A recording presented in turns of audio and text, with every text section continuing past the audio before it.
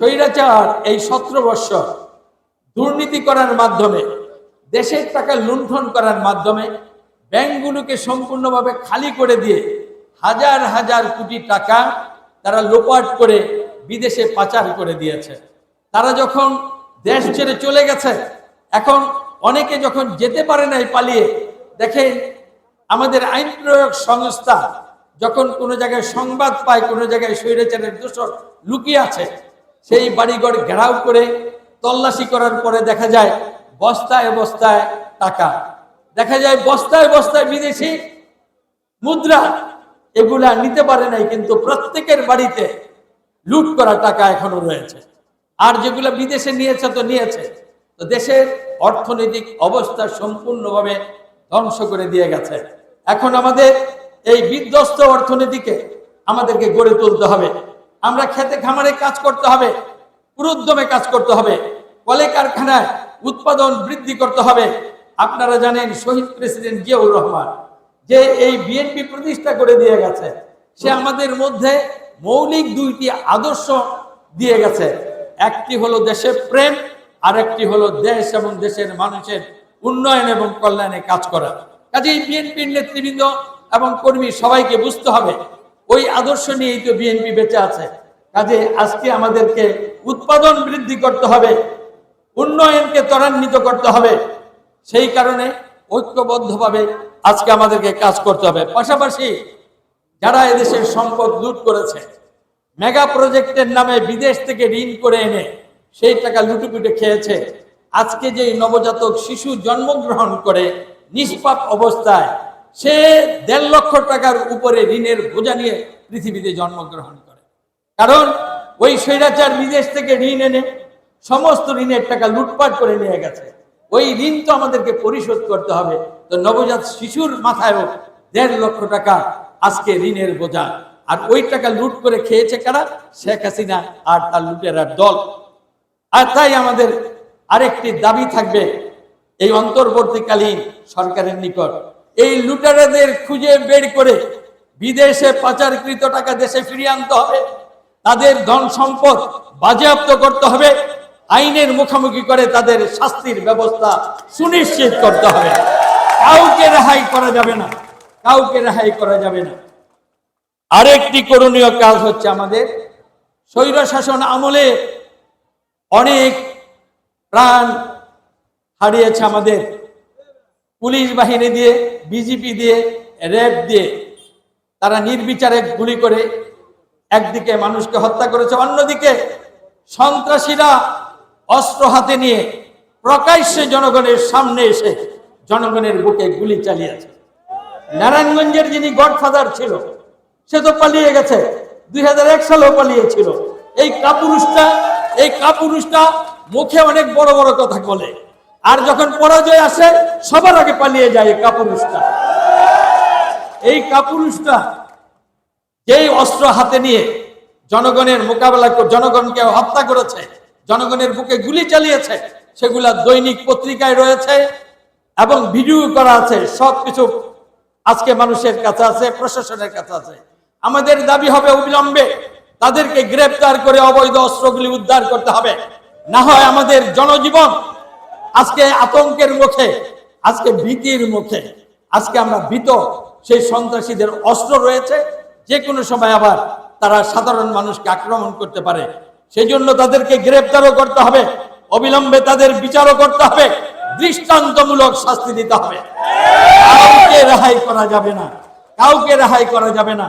সেই কারণে আমরা বলবো এই সন্ত্রাসীদেরকে খুঁজে বার করার জন্য এই সরকারকে।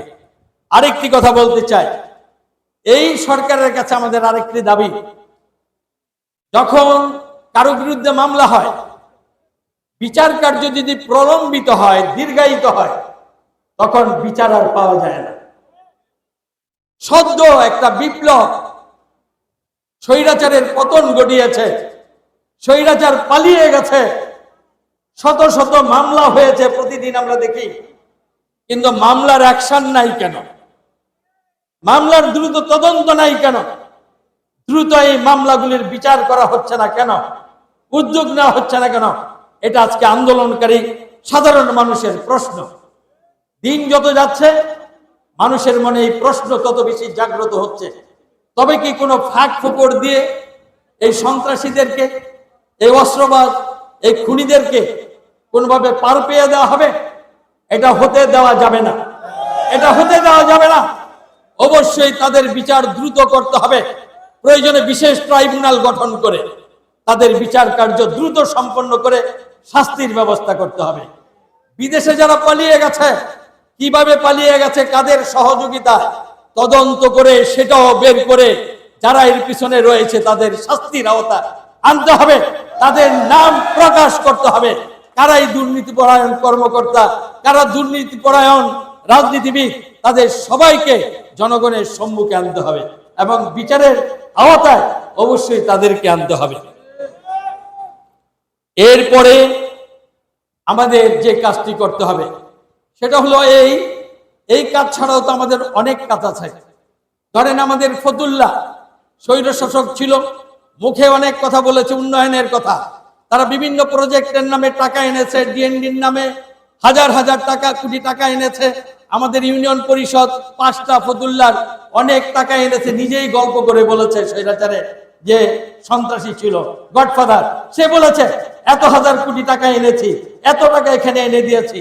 আজকে প্রশাসনের কাছে জনগণের পক্ষ থেকে আমাদের দাবি, কত টাকা স্বৈরাচার এই 16 বছরে এই এলাকার মানুষের উন্নয়নের জন্য বরাদ্দ করেছিল, সেই টাকাগুলো কি করেছে এটা খুঁজে বের করতে হবে। যারা লুটপাট করে খেয়েছে তাদেরকে শাস্তির আওতায় আনতে হবে, তাদের বিচার করতে হবে, তাদেরকে ছাড়া যাবে না। এখন আমাদের প্রথম এবং প্রধান কাজ বিএনপির ফতুল্লা থানা 5টি ইউনিয়ন নিয়ে গঠিত, কাঙ্ক্ষিত উন্নয়ন এখানে তারা দেয় নাই, তারা লুটপাট করে খেয়েছে। আমরা চাই দ্রুততম সময়ের মধ্যে ফতুল্লার মানুষ যে অধিকার হারা হয়েছে, প্রাপ্য থেকে বঞ্চিত হয়েছে, কিভাবে এই ফতুল্লা শিল্প বাণিজ্য সমৃদ্ধ একটি এলাকা, হাজার হাজার শিল্প কলকারখানা, এখান থেকে বাংলাদেশ সরকার কোটি কোটি টাকার রেভিনিউ পায়, কোটি কোটি টাকা বিদেশে রপ্তানি করে বৈদেশিক মুদ্রা পায়, সেই অনুযায়ী এই এলাকার মানুষের উন্নয়ন নাই। এই যে বৈষম্য, এই বৈষম্যের হাত থেকে রক্ষা করার একটি উপায়, সেটা হলো নারায়ণগঞ্জ সিটি কর্পোরেশনের অন্তর্ভুক্ত করতে হবে ফতুল্লাকে। ফতুল্লার 5টি ইউনিয়নকে অবিলম্বে city corporation, Narayanganj city corporation অন্তর্ভুক্ত করতে হবে। শুধু একটি দাবি আমাদের এখন, এক দাবি পূরণ হলে কোনোদিন আমাদের রাস্তার জন্য বলতে হবে না, কালভার্টের জন্য বলতে হবে না, ড্রেনের জন্য বলতে হবে না, লাইট পোস্ট বিদ্যুতের জন্য বলতে হবে না, অনেক উন্নয়নের কথাই আর বলা লাগবে না, অটোমেটিক সেগুলো আসবে, যেগুলা এখন এসেছে নারায়ণগঞ্জ বন্দর সিদ্ধিরগঞ্জে। শুধু তারা একটা উন্নত জীবনে গেছে সিটি কর্পোরেশনের অন্তর্ভুক্ত হওয়ার কারণে। আমি এই আন্দোলন সংগ্রামে নেমেছি, আপনাদেরকে যতদিন পর্যন্ত এটা উপহার দিতে না পারবো ততদিন পর্যন্ত আমার এই আন্দোলন অব্যাহত থাকবে। আপনাদের সকলের সাহায্য, সহযোগিতা এবং দয়া চাই। ইউনিয়ন পরিষদগুলোর মধ্যে এই 16 বছরে তো অনেক সরকারি অনুদান এসেছে, অনেক ভূমি রেজিস্ট্রি হয় সম্পত্তি, সেখান থেকে একটা ভূমি উন্নয়ন কর এই ইউনিয়ন পরিষদগুলা পেয়ে থাকে, সেগুলার পরিমাণও শত শত কোটি টাকা। এই চেয়ারম্যানরা সেগুলা লুটপাট করে খেয়েছে। এই সরকারের কাছে দাবি, সেগুলা তদন্ত করে অডিট করে যারা এই টাকা আত্মসাৎ করেছে, দুর্নীতি দমন বিভাগে তাদের বিরুদ্ধে মামলা করে তদন্ত করে শাস্তির আওতায় তাদেরকে আনতে হবে। তারা সহসা শুধু পালিয়ে যাবে তাতে চলবে না। জনগণের টাকা যে তারা লুণ্ঠন করেছে, আত্মসাৎ করেছে, তার হিসাব নিকাশ পাই পাই করে জনগণ আদায় করে নেবেন, সেটাও করতে হবে।